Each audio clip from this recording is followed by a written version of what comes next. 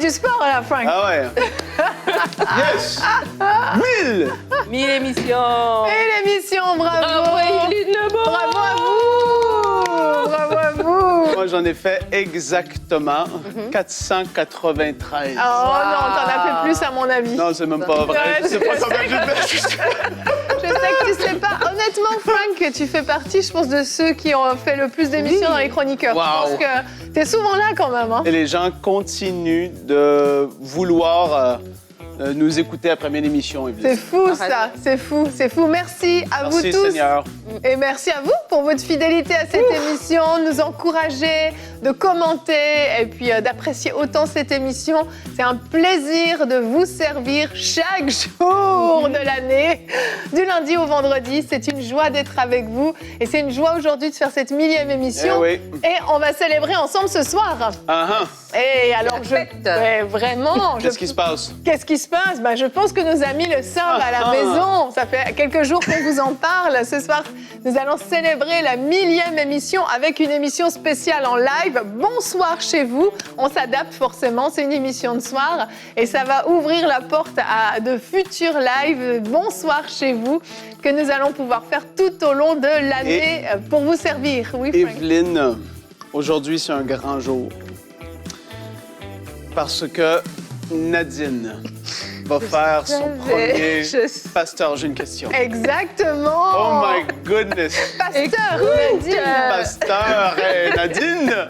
Pour ceux qui ne le savent pas, Nadine a été ordonnée pasteur depuis maintenant au moins 6 mois. Wow. Et elle sert avec son mari dans leur église locale de manière assidue, pleine d'amour et de zèle. Yes. Et aujourd'hui, effectivement, c'est son premier pasteur. J'ai une question. Les gens peuvent la féliciter en bas dans les commentaires. Ce serait génial. Ce serait génial, effectivement. Et je vais quand même vous parler de notre thème du jour. Aujourd'hui, on va parler de la persévérance, tout comme nous avons persévéré jusqu'à cette 1000e émission. Dieu t'invite à la persévérance en cette saison. C'est notre thème du jour. Alors, nous n'allons pas parler que de nous, je vous rassure tout de suite. Surtout pas. Surtout pas. C'est assez. T'en as marre déjà? Nous allons vous encourager à la persévérance dans tous les domaines de nos vies. Et c'est sûr que tout au long de ces 1000 émissions, on a eu besoin de persévérance, on a eu besoin parfois de se fortifier, de s'encourager.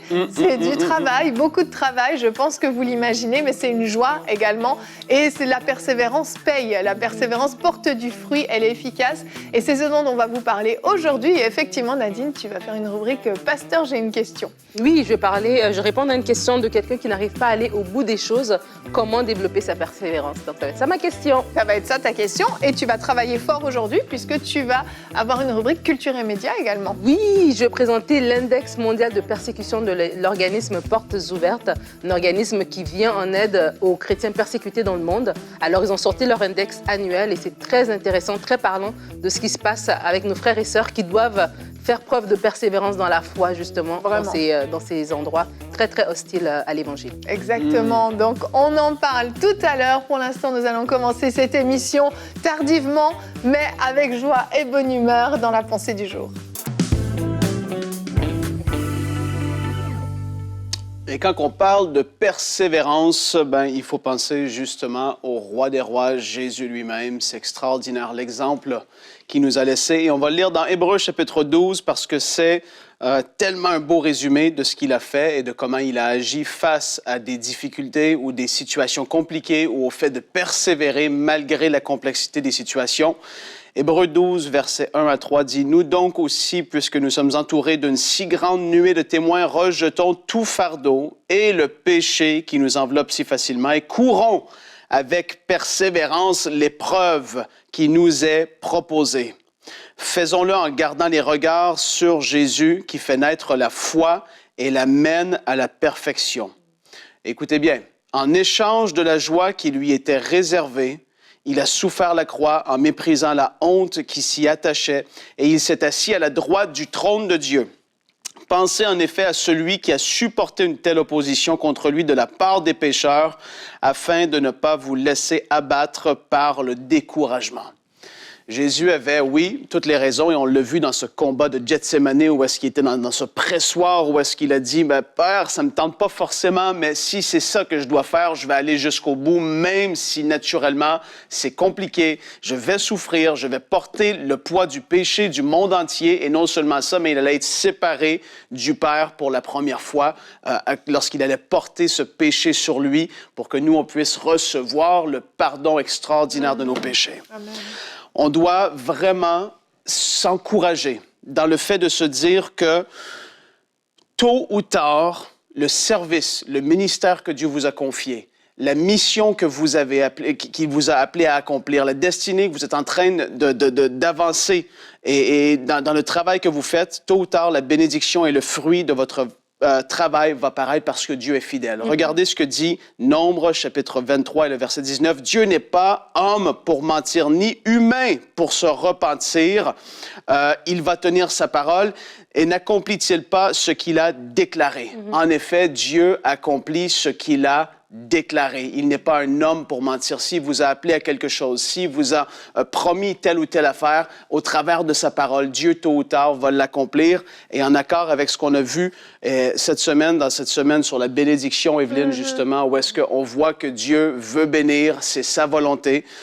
Il faut aussi comprendre qu'il va y avoir certaines promesses et bénédictions qui ont un timing divin. Dans Galates 6, verset 9, la parole dit « Ne nous lassons pas de faire le bien », dans la même direction qu'on peut lire dans Hébreux. Là, c'est l'apôtre Paul qui dit « Ne nous lassons pas de faire le bien », et lui, il avait toutes les raisons de se lasser parfois, mais il dit « Car nous moissonnerons au temps convenable si nous ne nous relâchons pas ». Et il va y avoir d'autres promesses aussi que nous allons aller chercher par la foi et par la persévérance. Parce que Dieu a parlé, Dieu a dit, ou dans sa parole, c'est clairement là, c'est pour nous maintenant, en ce moment, c'est l'heure de votre percée. Et là, maintenant, je m'accroche à ce qu'il a dit et je persévère jusqu'au bout, jusqu'à temps que ça se manifeste.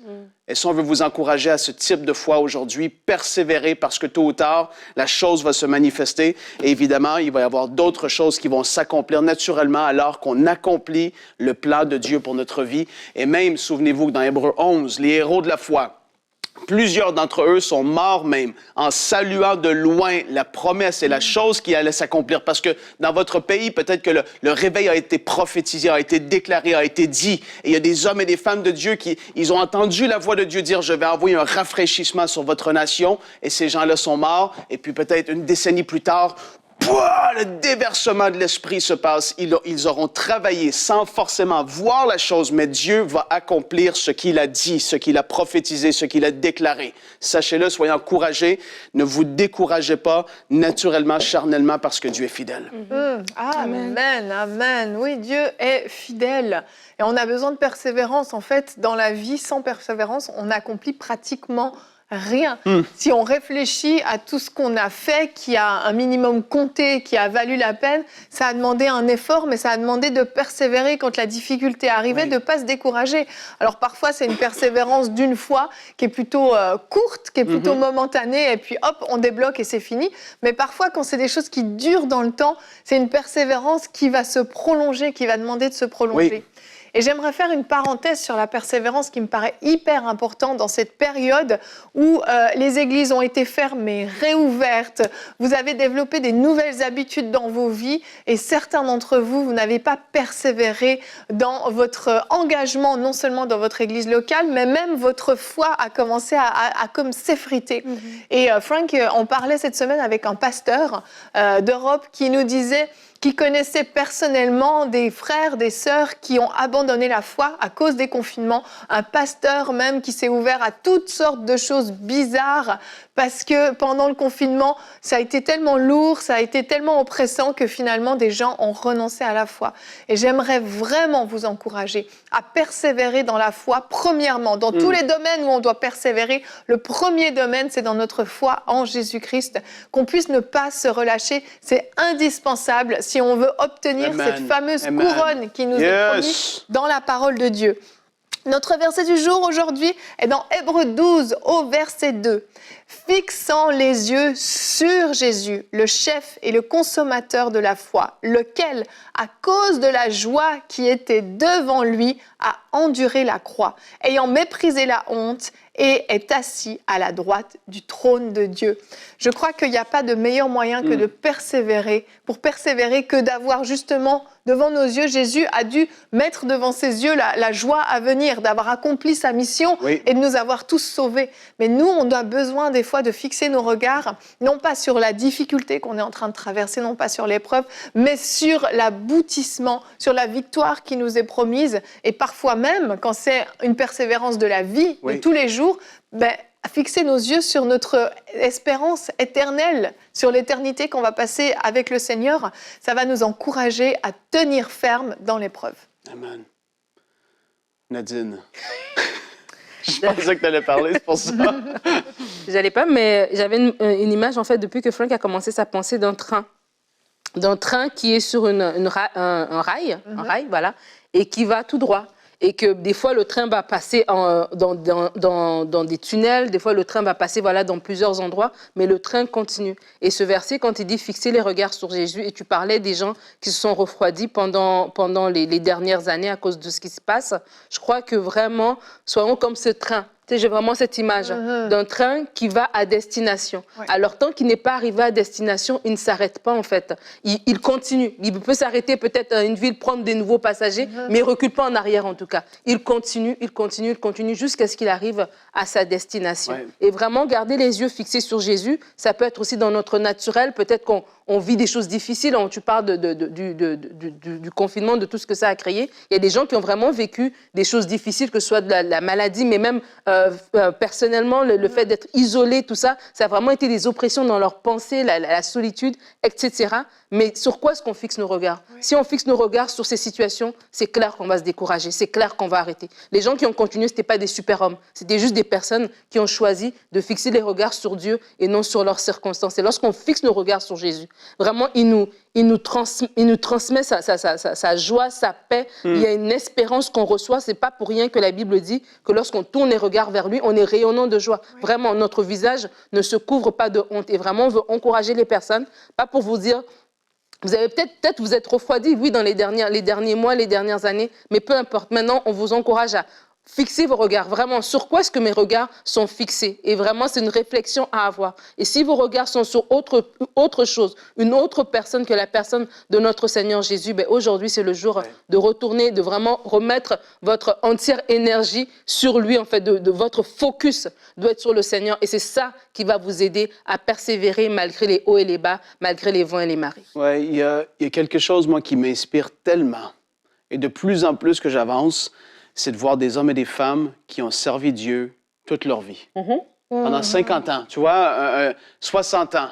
C'est extraordinaire, c'est inspirant, c'est glorieux. Et de voir ce que Dieu a fait et de voir qu'à la fin de leur vie, ils ont une telle joie d'avoir persévéré. Et je veux vous encourager dans votre lutte, dans cette mission qui vous a été confiée. Prenez beaucoup de temps en prière. L'apôtre Paul dit qu'il priait en langue plus qu'eux tous. Il se fortifiait. Spirituellement, on ne peut pas être persévérant, être fort et durer dans le combat. Comme un boxeur qui arrive à faire un 12 rondes, si vous avez déjà boxé, moi j'en ai déjà fait, après 3, tu es déjà à terre naturellement. Et quand tu vois des personnes comme ça qui endurent, qui persévèrent, c'est parce qu'il y a eu un entraînement, il y a eu quelque chose, ils se sont fortifiés, ils se sont conditionnés pour accomplir le combat qu'ils avaient devant eux. Et pour vous, fortifiez-vous. Prenez du temps dans la parole. Ça semble banal, mais quand on regarde aux héros de la foi de notre époque ou des époques passées, ce sont des gens qui étaient consacrés, qui savaient se renouveler, se confier dans le Seigneur, de ne pas prendre la charge toute sur eux, mais la déposer aux pieds de Jésus et de pouvoir persévérer comme ça, ça demande une vie de consécration. On persévère, mais on doit être consacré parce que tôt ou tard, on va être par nos propres forces et on va s'écrouler. Exact. On va maintenant passer à notre pasteur. J'ai une question, Nadine, une question de Séverine aujourd'hui de France. Je ne vais jamais au bout des choses. Comment puis-je devenir plus persévérante? C'est une très bonne question. Oui, c'est une très, très bonne question. Et c'est vrai que Bon, moi, personnellement, je suis une personne très persévérante, donc la question ne me parlait pas particulièrement. Mais c'est vrai qu'il y a des personnes qui vont se décourager, qui n'arrivent pas à finir un projet, qui n'arrivent pas à arriver au bout des choses. Et c'est le cas de Séverine. Et pour toi, Séverine, j'aimerais quelques conseils à te partager qui, je l'espère, vont t'aider dans cette situation. Et donc, j'ai divisé ça en 2 volets. Donc, des conseils plus spirituels et des conseils plus pratiques, parce que la vie aussi, c'est du day-to-day, c'est du pratique, et on en a besoin. Plus le côté spirituel, c'est de comprendre d'abord que la persévérance, c'est vraiment une qualité essentielle dans la vie. Pour de vrai, la persévérance, c'est pas quelque chose qu'on peut passer outre, se dire je vais continuer ma vie, je vais vivre ma vie sans persévérance. Il faut la développer, il faut l'aimer, il faut la chérir, il faut vraiment l'acquérir. C'est vraiment une qualité pour faire des grandes choses. Il y a personne qui fait des grandes choses sans persévérance, parce que les choses ne se font pas du jour au lendemain. Ça prend un travail.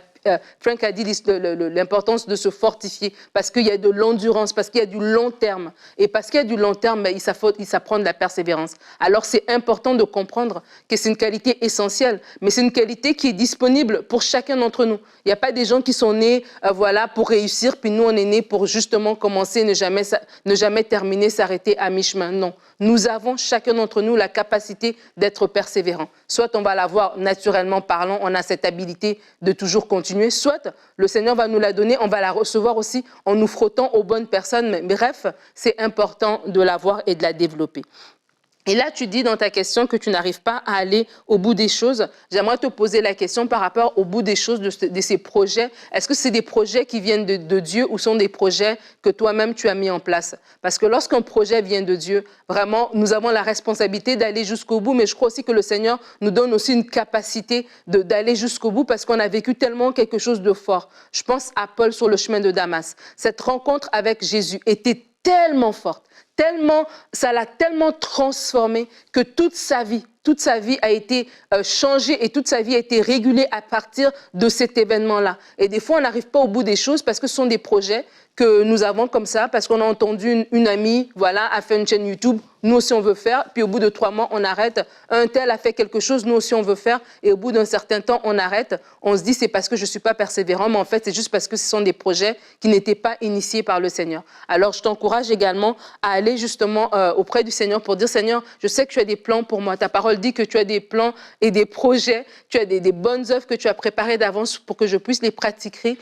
Plus tu me révélais ces œuvres, plus tu me donnais quelque chose que je puisse me mettre vraiment là-dedans. Et c'est important de comprendre ça. Et on parlait de la foi, et on parle d'Hébreux depuis tantôt. Et il y a un verset dans Hébreux 10 au verset 36 que j'aimerais te partager, Séverine. Ça dit, oui, vous avez besoin de persévérance pour accomplir la volonté de Dieu et obtenir ainsi ce qui vous est promis. Donc on parle des projets qui viennent de Dieu. Mais lorsque vous avez ces projets qui viennent de Dieu, le Seigneur va vous fortifier, mais également, vous avez besoin de persévérance pour accomplir ces projets. Alors, les conseils pratiques du day-to-day. C'est important de comprendre pour qu'on peut y aller un pas à la fois. Tu n'arrives pas à aller au bout des choses, peut-être parce que tu as trop de choses justement à faire. Prends ton projet, divise-le en petites sections et commence par quelque chose. Et lorsque tu commences par une section et tu termines cette section, célèbre la petite victoire que tu as eue par rapport à ce que tu as fait. Et petit à petit, comme ça, brique par brique, ton immeuble, entre guillemets, va se construire. Donc, commence un pas à la fois. Entoure-toi des personnes qui ont une vision et des personnes qui sont persévérantes. Parce que la persévérance, elle est aussi contagieuse. Si tu t'entoures des gens qui veulent aller loin, qui ont une vision, qui travaillent fort, qui persévèrent, c'est sûr que ça va t'encourager. Mais si tu es avec des gens qui tout est difficile et puis qui abandonnent à la première difficulté, mais c'est sûr que ça ne va pas t'aider. Franck parlait tout à l'heure des gens qui ont longtemps dans le ministère, puis moi, cette semaine, j'en parlais même avec Omer, je dis, waouh, je regardais des hommes de Dieu et tu te rends compte que tel homme de Dieu était avec tel homme de Dieu, puis il y avait comme dans une génération, il y avait plusieurs personnes en fait, et tu te dis, c'est ça, c'est que tu peux faire quelque chose et il y a quelqu'un d'autre que Dieu te met en contact avec, une connexion divine qui est là pour te booster et ensemble,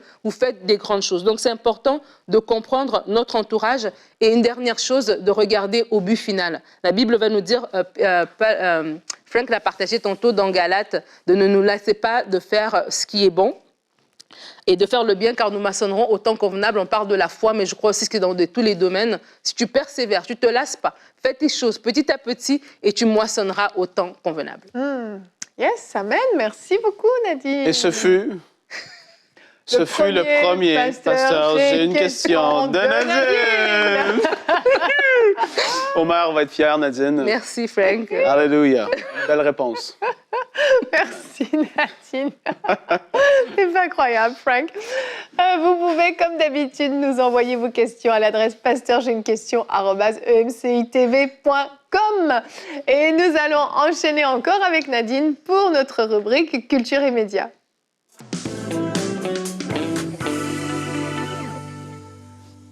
Me revoilà. Tu nous as manqué.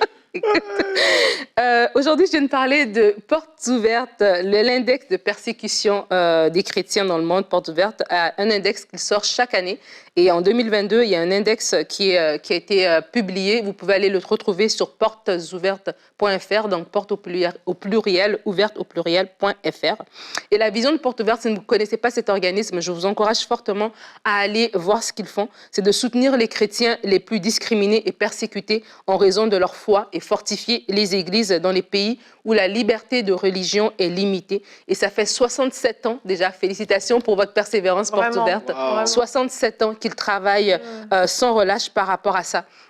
Et donc, ils font un index, depuis 1993 que cet index existe par rapport au recensement, en tout cas pour nous donner les informations sur la persécution des chrétiens, pour nous aider à savoir ce qui se passe et aussi comment les aider à apporter une aide qui est adaptée, qui est priorisée par rapport aux chrétiens les plus persécutés. Donc, avant d'aller plus loin, je vais vous demander de regarder avec moi la petite vidéo qui présente l'index.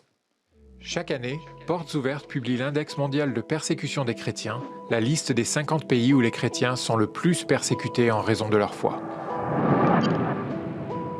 Nous définissons la persécution contre les chrétiens comme toute hostilité à l'égard d'une personne ou d'une communauté motivée par l'identification de celle-ci à la personne de Jésus-Christ.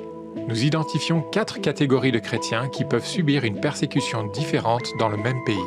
Les communautés historiques et traditionnelles, catholiques, orthodoxes, protestants, les communautés non traditionnelles, baptistes, évangéliques, pentecôtistes, les chrétiens expatriés, dont la situation diffère souvent de celle des autochtones, les convertis issus d'un autre arrière-plan religieux, souvent contraints de vivre leur foi en secret et parfois non rattachés à une dénomination d'église. La persécution peut prendre la forme d'actes violents, persécution marteau, mais aussi de discrimination et d'un climat d'intolérance vécu au quotidien, persécution étau. Elle peut également grandement varier d'une région à l'autre au sein d'un même pays et avoir des origines différentes. L'État, les groupes terroristes, la famille. Ce qui explique pourquoi des pays à majorité chrétienne peuvent aussi se retrouver dans l'index. En 2022, plus de 360 millions de chrétiens sont persécutés dans le monde. 5 898 chrétiens ont été tués en raison de leur foi, soit une augmentation de 24% par rapport à l'index 2021. 5 110 églises ont été ciblées par des attaques, des perquisitions ou des fermetures abusives, et 6 175 chrétiens ont été ou sont encore détenus de manière arbitraire en raison de leurs croyances. Voilà. Alors, on va passer à travers quelques éléments qui ont été mentionnés dans la vidéo. C'est qu'il y a 2 types de persécutions que Portes ouvertes va insister. C'est la persécution marteau, qui va de la violence vraiment physique, matérielle, brutale, etc.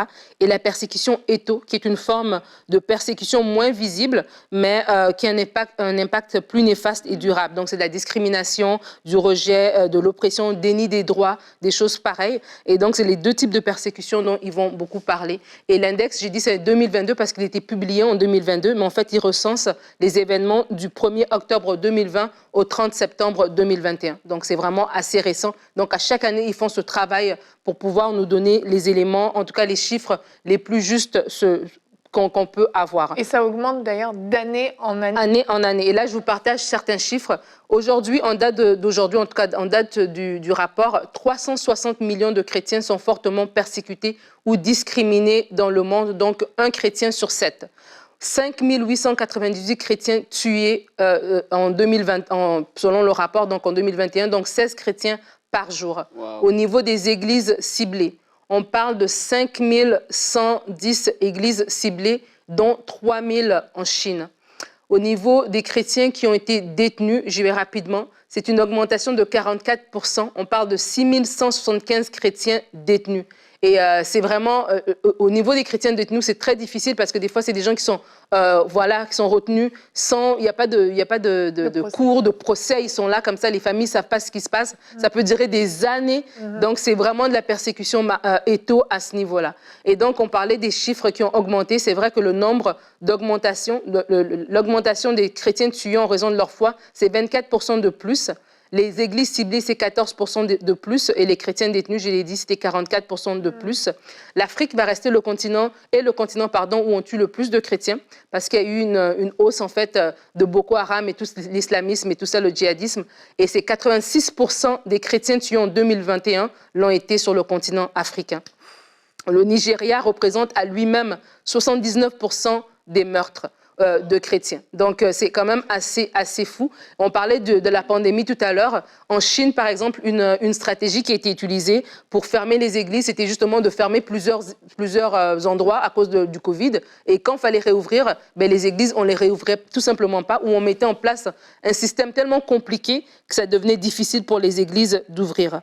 Il y a énormément d'informations qui sont disponibles sur le site de portesouvertes.fr, mais je voulais terminer en parlant de la Corée. La Corée du Nord a été pendant longtemps, pendant 20 ans en fait, le pays où les chrétiens étaient le plus persécutés. Mais cette année, c'est l'Afghanistan. Vous savez ce qui se passe, je ne suis pas pour vous parler des nouvelles, vous savez ce qui s'est passé en Afghanistan. Ça a fait que les chrétiens, l'Afghanistan devient aujourd'hui le pays en première place au niveau de la persécution des chrétiens. Pourquoi je parle de cette information? C'est très important. Et Portes Ouvertes eux-mêmes expliquent pourquoi c'est important de savoir ce qui se passe avec cet index. Et on va regarder la dernière vidéo avant de terminer la rubrique. La liberté de religion est un droit de l'homme universel. Inaliénable, il découle de la dignité humaine de tout individu, et fondamental, il ne peut être légitimement refusé à personne. Ce droit est indépendant des lois, des croyances et des coutumes d'une société. Lorsque la liberté religieuse s'éteint, les autres droits suivent souvent le même chemin. La liberté de religion est interdépendante des libertés d'expression et d'association, essentielles pour toute société libre et tolérante. La persécution des chrétiens est ainsi souvent un signal d'alarme indiquant la faillite d'un État ou son virage autoritaire. Derrière ce classement et ces chiffres, ce sont des hommes, des femmes et des enfants dont les droits sont bafoués et qui doivent vivre au quotidien la pression et la discrimination comme prix de leur foi. Cet index sert à faire connaître leur situation et à faire entendre leur voix. Retrouvez leurs témoignages ainsi que le classement complet des 50 pays où les chrétiens sont le plus persécutés sur notre site internet. Voilà, donc c'est quand même assez lourd, mais j'ai aimé cette dernière partie de la vidéo parce que derrière ces chiffres, c'est vrai, c'est des frères et des sœurs. Oui. Et lorsqu'on va sur Portes Ouvertes ou si vous êtes abonné à la lettre de nouvelles, on reçoit ce qui se passe. On va recevoir la nouvelle d'un frère et d'une sœur avec des petites demandes de prière par rapport à eux, des actions à poser. Mais ce que j'aime toujours quand je lis leurs témoignages de ces personnes, elles persévèrent dans leur foi en fait. Vraiment. Elles continuent à aimer Jésus davantage. Elles ont réellement les regards fixés sur Christ à ce moment-là. Et on prie pour eux, on les bénit. Et merci Portes Ouvertes pour le travail que vous faites. Je vous invite encore une fois à aller sur leur site portesouvertes.fr. Merci beaucoup Nadine. On peut soutenir leur organisme également si vous avez à cœur de le faire en allant sur leur site. C'est un organisme qu'on soutient personnellement à EMCI, qu'on aime beaucoup et qu'on encourage vraiment dans leur travail. On va se retrouver déjà ce soir, bien entendu, pour notre live Bonsoir chez vous. Mais on se retrouve également demain. Demain, pourquoi est-ce mal de sortir avec un incroyant? On termine cette semaine avec un thème bien d'actualité qui pourra intéresser peut-être particulièrement les jeunes, mais peut-être les moins jeunes aussi. Et exceptionnellement, pour cette 1000e émission de Bonjour chez vous, c'est mon témoignage que je vais vous partager dans la rubrique « C'est mon histoire ». Wow. Nadine, tu auras le plaisir de m'interviewer. Et donc, je vous partagerai mon témoignage. Donc, je ne vous en dis pas plus, mais je peux vous dire que c'est un témoignage merveilleux à la gloire de Dieu, puisqu'il m'a sauvé. Alléluia. Amen. On se retrouve donc ce soir. Ne manquez pas notre live spécial Bonsoir chez vous pour célébrer ensemble la 1000e émission de Bonjour chez vous. Quelques petites informations inédites. On aura un quiz, on aura beaucoup de plaisir. Et bien sûr, on va prendre un temps pour prier pour vous. On se retrouve donc ce soir et demain pour une émission de Bonjour chez vous.